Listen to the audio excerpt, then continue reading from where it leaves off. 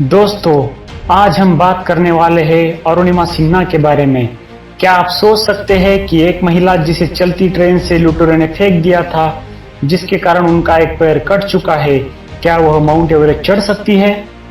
दोस्तों, मनुष्य की जिंदगी में सुख और दुख हमेशा साथ साथ चलते हैं। व्यक्ति को सभी तरह के समय के लिए तैयार रहना चाहिए, लेकिन दुख के समय कई लोग बुरी तरह टूट जाते हैं और आगे बढ़ने की उम्मीद छोड़ देते हैं।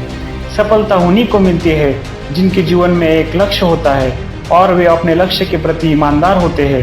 प्रयासों में जिनके जान होती है, सफलता भी उन्हीं के नसीब होती है। लक्ष्य को पाने का एक ही राज है, दृढ़ संकल्प। ये बात है 11 अप्रैल 2011 की। राष्ट्रीय स्तर की वॉलीबॉल खिलाड़ी अरुणिमा सिन्हा पद्मावती एक्सप्रेस से लखनऊ से दिल्ली जा रही थी।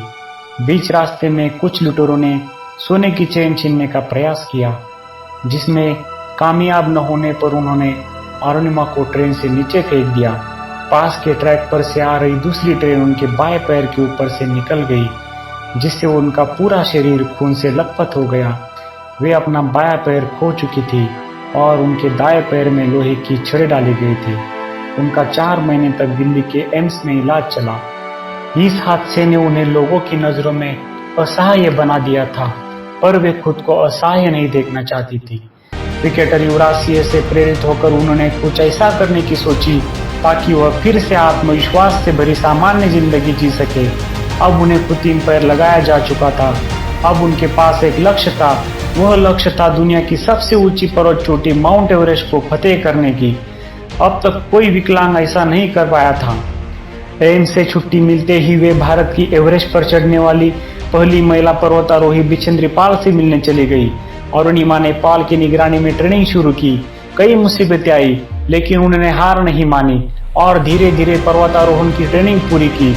प्रशिक्षण पूरा होने के बाद उन्होंने एवरेस्ट की चढ़ाई शुरू की। 52 दिनों की कठिन चढ़ाई के बाद आखिरकार 21 मई 2013 को उन्होंने एवरेस्ट फतेह कर ली। एवरेस्ट फतेह करने के साथ ही वे विश्व की पहली विकलांग महिला पर्वतारोही बन गई। एवरेस्ट पर चढ़ाई करने के बाद भी वे रुकी नहीं। उन्होंने विश्व के 7 महाद्वीपों की सबसे ऊंची पर्वत चोटियों को फतेह करने का लक्ष्य रखा। एक भयानक हादसे ने अरुणिमा की जिंदगी बदल दी। वे चाहती तो हार मानकर असहाय की जिंदगी जी सकती थी, लेकिन उन्हें असहाय रहना मंजूर नहीं था। उनके हौसले और प्रयासों ने उन्हें फिर से एक नई जिंदगी दे दी।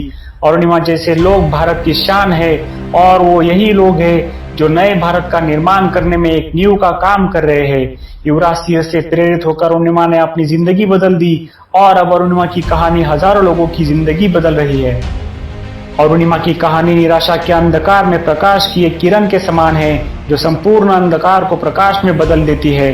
अरुणिमा सिन्हा के जीवन से हमें बहुत कुछ सीख मिलती है, जो जीवन में आगे बढ़ने के लिए प्रेरणा देती है। जहाँ चाह है वहाँ राह है। अगर आप किसी काम को पूरे दिलो दिमाग से करते हैं तो आपको निश्चित ही सफलता मिलती है। परिश्रम से किसी भी लक्ष्य को हासिल किया जा सकता है। मुसीबतों से डरे नहीं, क्योंकि यही आपको मजबूत बनाती है और लक्ष्य तक पहुंचाती है। दृढ़ संकल्प और धैर्य के साथ आगे बढ़ने से निश्चित ही लक्ष्य की प्राप्ति होती है। जो लोग हाथ पैर होते हुए भी कुछ नहीं करना चाहते हैं, उनके लिए अरुणिमा सिन्हा एक प्रेरणा स्रोत है। जय हिंद, जय भारत।